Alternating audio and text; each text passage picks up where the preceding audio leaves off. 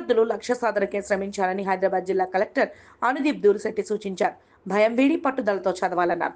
హైదరాబాద్ షేక్పేట ప్రభుత్వ సాంఘిక సంక్షేమ రెసిడెన్షియల్ పాఠశాల జూనియర్ కళాశాలలో జిల్లా కలెక్టర్ అనుదీప్ దురిశెట్టి రాత్రి బస చేశారు. ఈ సందర్భంగా జిల్లా కలెక్టర్ 10వ తరగతి ఇంటర్మీడియట్ విద్యార్థులతో మాట్లాడుతూ పరీక్షలు అంటే భయం వీడి పట్టుదలతో చదివి మెరుగైన ఫలితాలు సాధించాలని, తల్లిదండ్రులకు తమ ఊరికి ఉపాధ్యాయులకు మంచి పేరు తీసుకురావాలని జిల్లా కలెక్టర్ అనుదీప్ దురిశెట్టి అన్నారు. విద్యార్థులు కష్టపడి చదవడం వల్ల మంచి ఫలితాలు సాధించవచ్చని, తద్వారా లక్ష్యం మేరకు ఉద్యోగాలు సాధించే అవకాశం ఉంటుందని తెలిపారు. గత సంవత్సరం లాగానే ఎస్ఎస్సి ఇంటర్మీడియట్ పరీక్షల్లో 100% ఉత్తీర్ణత ఉండాలని కోరారు.